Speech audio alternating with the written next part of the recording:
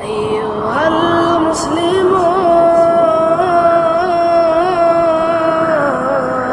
أيها المسلمون الحمد لله الذي أرشد الخلق إلى أكمل الآداب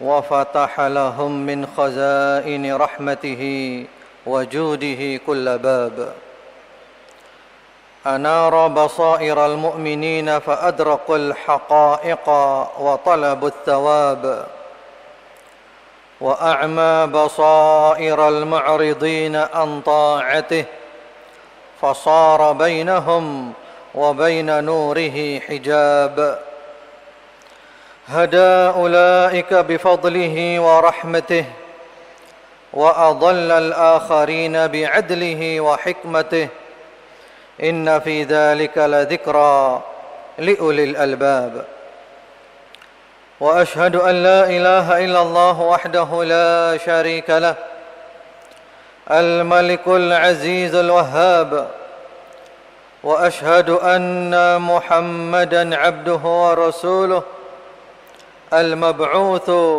بأجل العبادات وأكمل الآداب اللهم صل وسلم وبارك على عبدك ورسولك سيدنا ونبينا محمد وعلى جميع الآل والأصحاب وعلى التابعين لهم بإحسان إلى يوم المآب وسلم تسليما كثيرا أما بعد فاتقوا الله معشر المسلمين فتقوى الله عدتكم وزادكم لأخراكم وصلاح دنياكم قال الله تعالى في كتابه الكريم يا أيها الذين آمنوا اتقوا الله حق تقاته ولا تموتن إلا وأنتم مسلمون.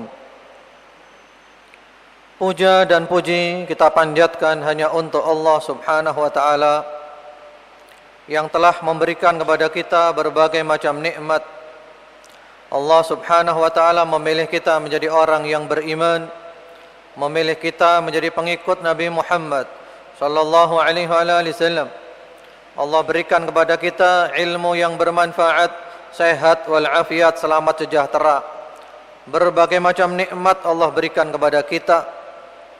Kita berharap Allah Subhanahu wa taala selalu menambah nikmat-nikmatnya kepada kita.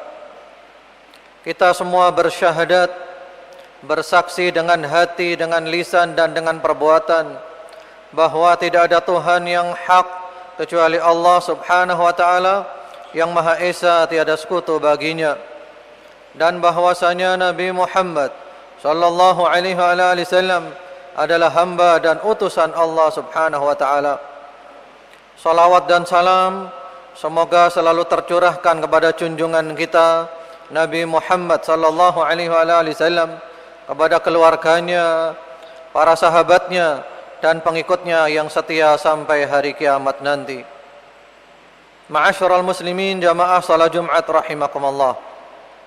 Marilah kita selalu meningkatkan takwa kepada Allah Subhanahu wa taala dengan sebenar-benar takwa, mengerjakan perintah-perintah Allah, meninggalkan larangan-larangan Allah dan menegakkan hukum-hukum Allah.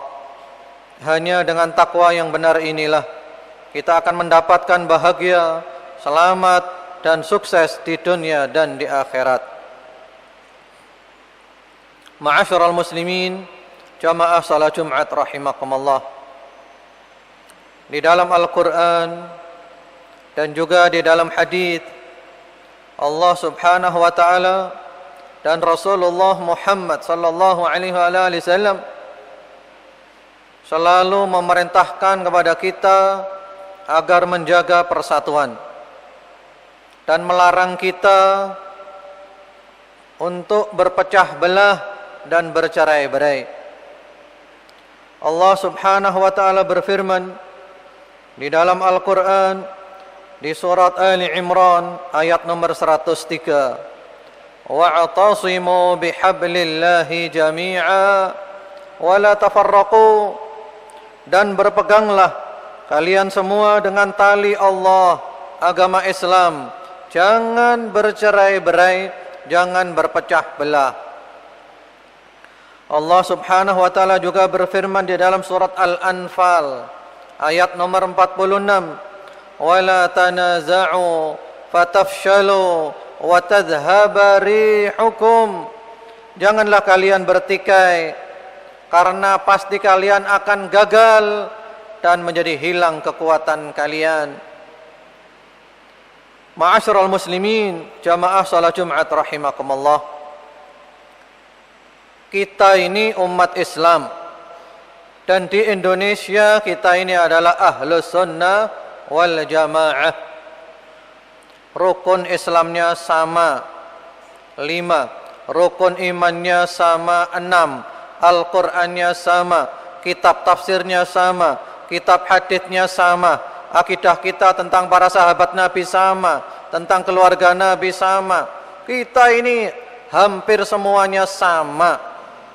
Kalau toh ada beda, itu masalah-masalah yang mendetail, yang tidak terlalu dibutuhkan oleh umat, dan kebanyakan bukan masalah-masalah yang prinsip.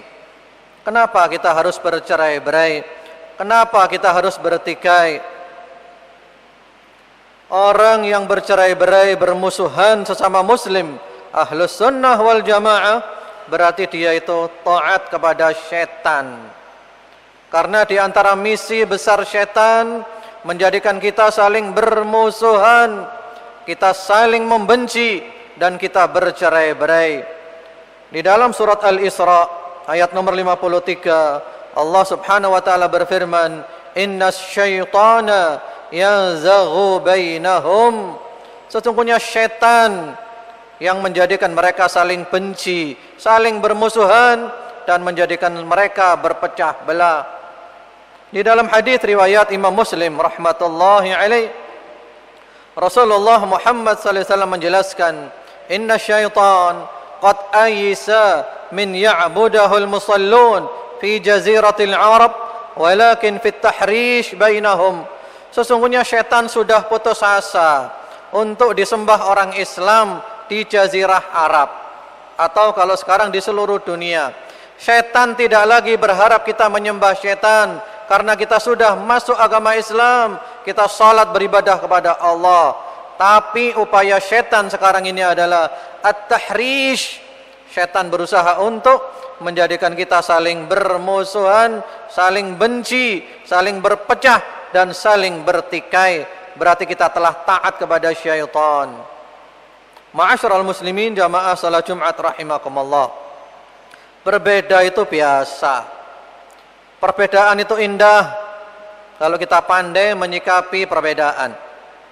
Semenjak zaman sahabat Rasulullah Muhammad SAW, mereka berbeda, tapi mereka tidak berpecah. Mereka tetap bersaudara, mereka tetap bergandengan tangan, tidak saling menjatuhkan, tidak saling melecehkan, dan tidak saling mengolok-olok. Di dalam riwayat yang sahih, Rasulullah Muhammad SAW pernah pada suatu hari memerintahkan para sahabat untuk pergi ke Bani Quraidah. Beliau mengatakan, "La yusalliyanna ahadukum al-'asra illa fi Bani Quraidah." Silakan wahai para sahabat, kalian berangkat. Tidak boleh salat asar kecuali di Bani Quraidah. Para sahabat berangkat. Ternyata di tengah jalan masuk waktu asar. Maka para sahabat berbeda pendapat. Sebagian sahabat mengatakan, sekarang sudah masuk waktu asar, kami salat asar tepat waktu. Sebagian sahabat yang lain berpegang kepada tekstual sabda Nabi Muhammad SAW. Nabi melarang kita salat asar kecuali di Bani Quraidah. Akhirnya mereka tetap berangkat, dan mereka sampai di Bani Quraidah waktu malam, dan mereka salat asar pada waktu malam, karena mereka berpegang kepada teks Nabi Muhammad sallallahu alaihi wasallam. Mereka berbeda pendapat, tapi tidak saling menyalahkan. Padahal keduanya salah semuanya. Maksud Nabi Muhammad sallallahu alaihi wasallam, kalian berangkat yang cepat sehingga waktu asar sudah di Bani Quraidah, dan kalian salat asar di Bani Quraidah. Mereka berbeda, tapi tidak berpecah. mereka tetap saling menghormati, dan Nabi Muhammad SAW tidak saling menyalahkan ijtihad mereka. Kemudian juga perbedaan pendapat antara sahabat Abdullah ibnu Abbas dan ibunda Aisyah radhiyallahu taala anhuma tentang peristiwa Al-Isra wal Mi'raj. Sahabat Abdullah ibnu Abbas berpendapat bahwa Nabi Muhammad SAW melihat Allah. Ibunda Aisyah mengatakan tidak, tapi Nabi Muhammad melihat nur. Ini berbeda pendapat, tapi mereka tidak saling menjatuhkan, mereka tidak saling melecehkan. Kemudian juga perbedaan pendapat antara sahabat Abdullah ibnu Mas'ud dan sahabat Abdullah ibnu Abbas radhiyallahu taala anhuma tentang tanda kiamat ad-dukhan, asap. Sahabat Abdullah ibnu Mas'ud berpendapat itu sudah lewat. Dahulu kaum Quraisy dalam kondisi yang sangat lapar luar biasa, mereka melihat ke langit seakan-akan ada asap di langit. Itu sudah lewat tanda itu. Sahabat Abdullah ibnu Abbas berpendapat tidak, itu nanti menjelang kiamat ada asap. Mereka berbeda pendapat, tapi mereka tidak saling menjatuhkan, tidak saling menghujat, dan tetap saling menghormati. Kemudian juga perbedaan pendapat antara sahabat Uthman ibnu Affan radhiyallahu ta'ala Amirul Mukminin dengan sahabat Abdullah ibnu Mas'ud tentang salat di Mina pada musim haji. Pada masa Rasulullah sallallahu alaihi wasallam, salat di Mina pada musim haji tanggal 8, tanggal 10, 11, 12 itu salatnya dikosor. Yang 4 jadi 2 tapi tanpa dijamak, tanpa digabung. Zuhur 2 pada waktunya, Asar 2 pada waktunya, demikian pula Isya 2 pada waktunya. Ini berlaku pada masa Rasulullah sallallahu alaihi wasallam, pada masa Sayyidina Abu Bakar, Sayyidina Umar, pada masa Sayyidina Uthman. Tiba-tiba Sayyidina Uthman merubah menjadi 4 salatnya. Diingkari oleh sahabat Abdullah ibnu Mas'ud. Wahai Uthman, Anda ini bagaimana? Rasulullah sallallahu alaihi wasallam 2, Abu Bakar 2, Umar 2, Anda 2. Kenapa Anda rubah menjadi 4 sekarang? Tapi sahabat Uthman tetap beristihad 4. Subhanallah, ketika salat sahabat Uthman menjadi imam, salatnya 4, sahabat Abdullah bin Mas'ud menjadi makmumnya sahabat Uthman. Jadi makmumnya, padahal beliau ingkari tadi. Lalu sahabat Abdullah ibnu Mas'ud ditegur, Anda tadi mengingkari Uthman, kenapa Anda salat di belakang Uthman 4 rakaat? Kata sahabat Abdullah ibnu Mas'ud, al-khilafu syarr. Aku tidak ingin berbeda, tidak ingin berpecah.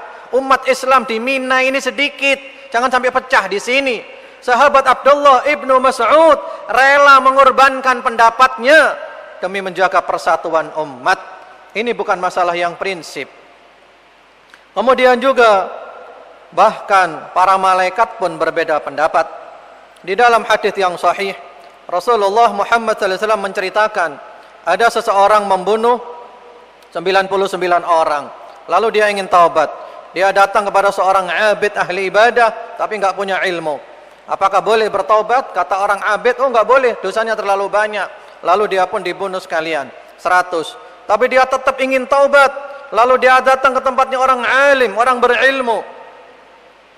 Dia tanya, bolehkah orang bertaubat setelah membunuh 100 orang? Oh boleh, silakan taubat. Tidak ada yang menghalangi antara dia dengan taubat. Tapi kalau dia taubat supaya dia hijrah ke tempat yang baru, karena tempatnya yang lama, tempatnya orang jahat, nanti dia rusak lagi. Hijrah ke sana. Dia pergi ke tempat hijrahnya. Di tengah jalan malaikat menjemput nyawanya. Dia mati. Lalu terjadi perbedaan pendapat antara malaikat rahmat, malaikat syurga, dengan malaikat azab, malaikat neraka. Kata malaikat rahmat, ini bagianku, karena dia sudah taubat. Kata malaikat azab, ini bagianku, dia membunuh 100 orang, dia belum berbuat kebaikan sedikit pun. Lalu Allah mengirim malaikat yang ketiga, yang mengatakan diukur saja jaraknya lebih dekat yang mana. Kalau lebih dekat tempat hijrahnya, berarti dia masuk ke dalam surga. Kalau lebih dekat tempat tinggalnya, berarti dia masuk neraka. Lalu diukur. Allah berfirman kepada bumi tempat hijrahnya, mendekatlah. Allah berfirman kepada bumi tempat tinggalnya, menjauhlah. Ketika diukur ternyata lebih dekat tempat hijrahnya hanya 1 jengkal. Lalu dia pun dibawa pergi oleh malaikat rahmat menuju surga Allah Subhanahu wa taala.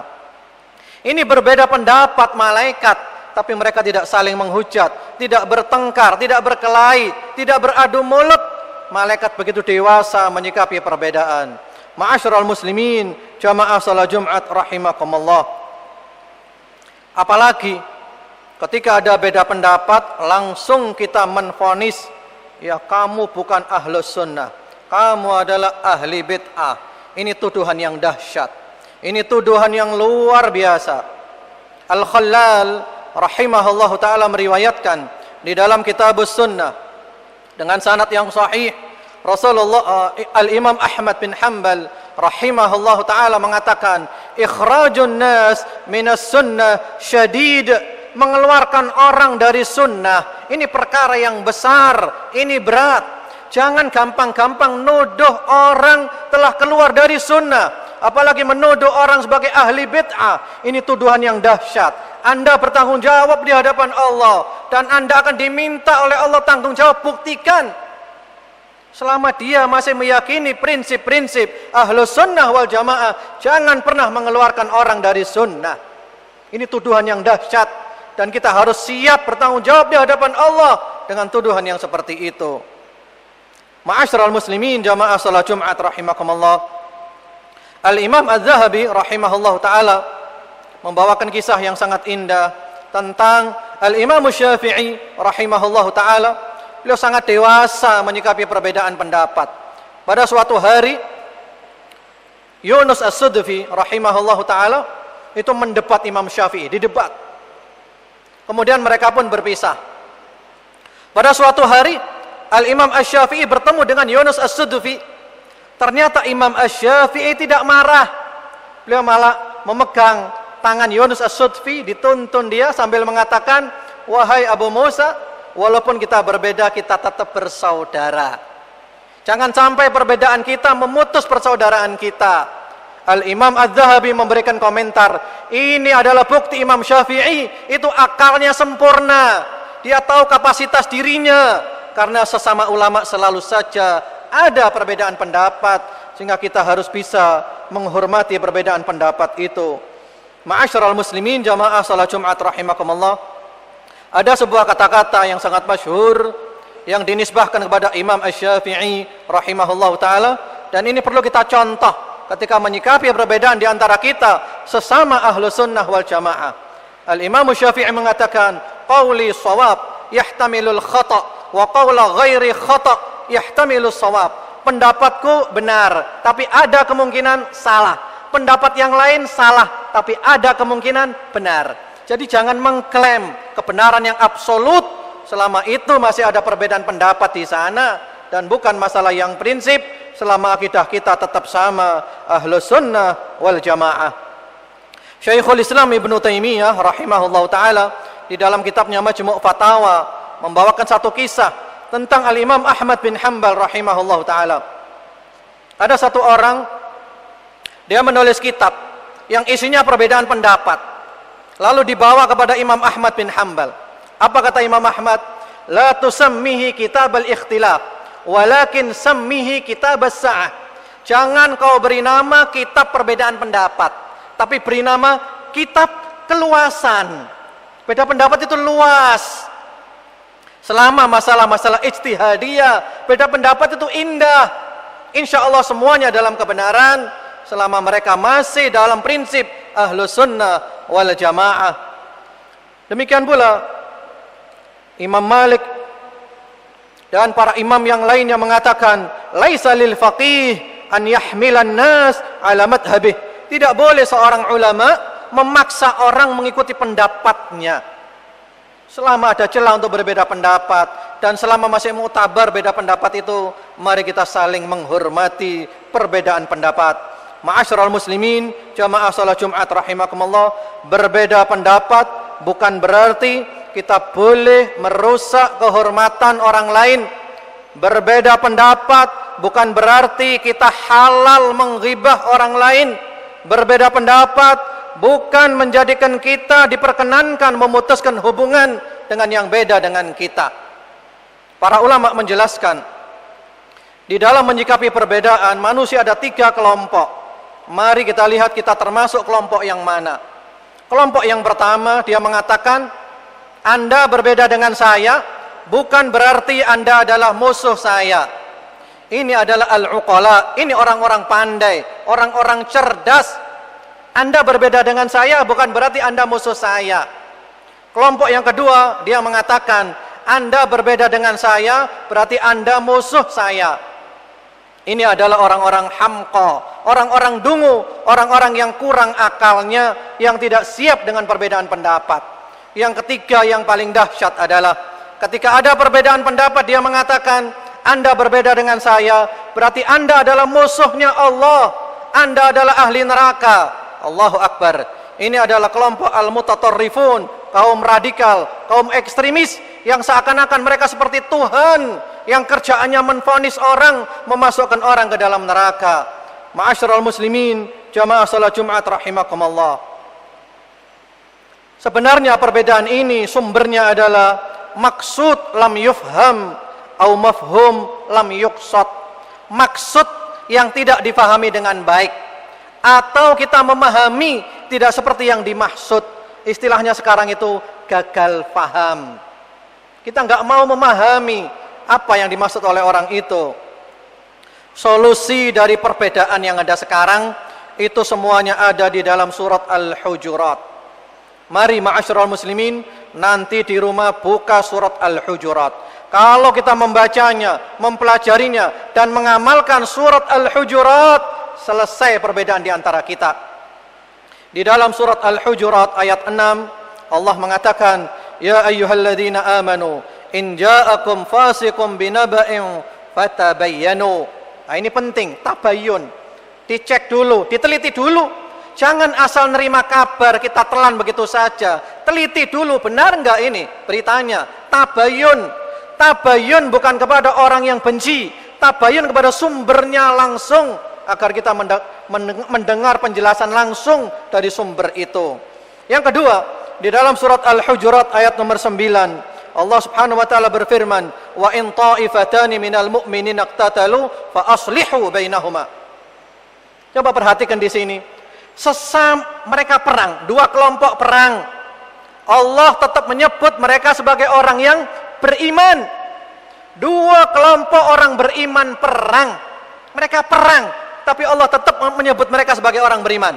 Dan Allah katakan, kamu damaikan. Jadi kalau ada kelompok yang perang itu didamaikan. Bukan kita malah memanas-manasi. Bukan kita pro yang sana, kontra yang sini. Didamaikan. Ini ajaran dari langit, yang jauh dari hawa nafsu, yang jauh dari kepentingan. Yang ketiga, di dalam surat Al-Hujurat ayat nomor 10, innamal mu'minuna ikhwah. Sesama orang beriman itu saudara. Kita mau berada di organisasi manapun, di ormas manapun, partai manapun, pakai baju warna apa saja, kita beriman adalah saudara. Yang perlu kita tanamkan di otak kita, Anda adalah saudara saya karena Anda orang beriman, bukan musuh. Kemudian yang keempat, yang kelima, dan yang keenam itu ada di surat Al-Hujurat ayat nomor 11. Ya ayyuhalladzina amanu la yaskhar qaumun min qaumin asa an yakunu khairan minhum wala nisa'un min nisa'in asa an yakunna khairan minhun. Jangan menghina orang lain. Baik laki atau perempuan, jangan mengolok-olok orang lain. Boleh jadi yang kita olok-olok lebih baik dari kita.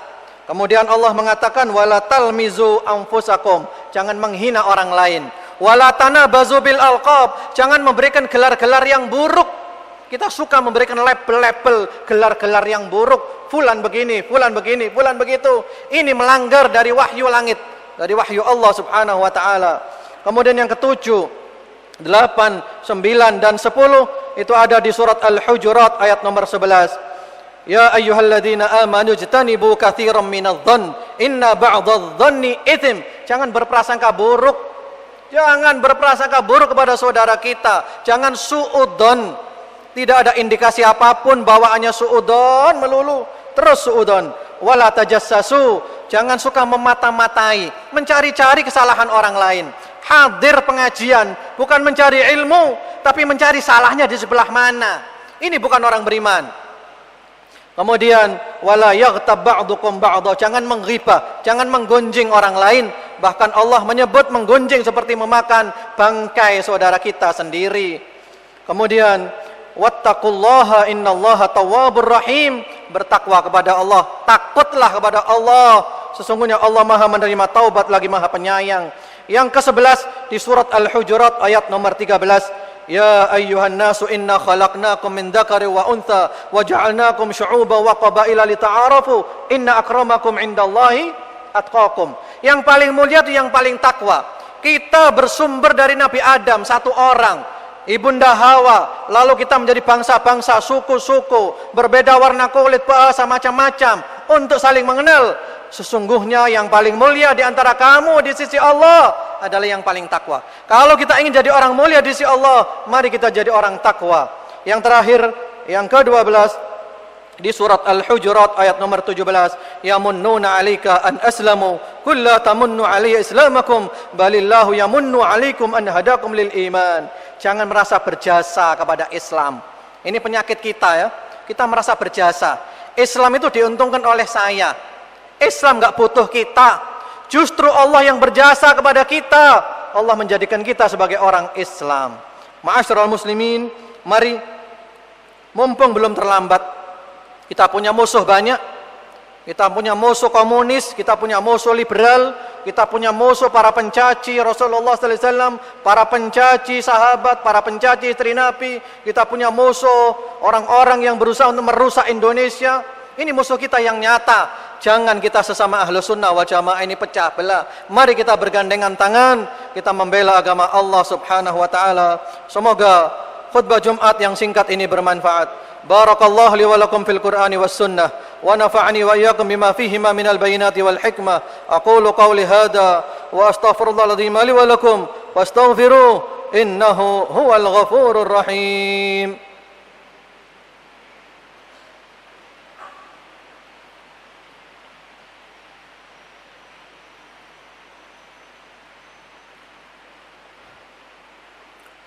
الحمد لله الذي هدانا لهذا وما كنا لنهتدي لولا أن هدانا الله وأشهد أن لا إله إلا الله وحده لا شريك له وأشهد أن محمدا عبده ورسوله اللهم صل وسلم وبارك على عبدك ورسولك سيدنا ونبينا محمد وعلى آله وأصحابه ومن اهتدى بهديه إلى يوم الدين. أما بعد فاتقوا الله معشر المسلمين فتقوى الله عدتكم وزادكم لأخراكم وصلاح دنياكم وأخراكم. قال الله تعالى في كتابه الكريم يا أيها الذين آمنوا اتقوا الله ولتنظر نفس ما قدمت لغد واتقوا الله إن الله خبير بما تعملون. واعلموا رحمكم الله أن الله تعالى أمركم بأمر عظيم أمركم بالصلاة والتسليم على سيد الأنبياء والمرسلين. وقال تعالى إن الله وملائكته يصلون على النبي يا أيها الذين آمنوا صلوا عليه وسلموا تسليما. وقال النبي صلى الله عليه وعلى آله وسلم إن من خير أيامكم يوم الجمعة فأكثروا من الصلاة علي فيه فإن صلاتكم معروضة علي. اللهم صل على محمد عبدك ورسولك النبي الأمي وعلى آل محمد وأزواجه وذريته كما صليت على إبراهيم وعلى آل إبراهيم وبارك على محمد النبي الأمي وعلى آل محمد وأزواجه وذريته كما باركت على إبراهيم وعلى آل إبراهيم في العالمين إنك حميد مجيد. اللهم وارض عن الخلفاء الراشدين ساداتنا أبي بكر وعمر وعثمان وعلي وعن بقية الصحابة أجمعين وعن التابعين وتابع التابعين ومن تبعهم بإحسان إلى يوم الدين. اللهم ارض عنا معهم بمنك وكرمك وإحسانك وامتنانك يا رب العالمين. اللهم اغفر للمؤمنين والمؤمنات والمسلمين والمسلمات الأحياء منهم والأموات إنك سميع قريب مجيب الدعوات ويا قاضي الحاجات. اللهم فرج هم المهمومين من المسلمين ونفس كرب المكروبين واقض الدين عن المدينين واشف مرضانا ومرضى المسلمين. اللهم ارحم موتانا وموتى المسلمين. اللهم انصر إخواننا المسلمين المستضعفين في كل مكان. اللهم فك قيد أسرى المسلمين.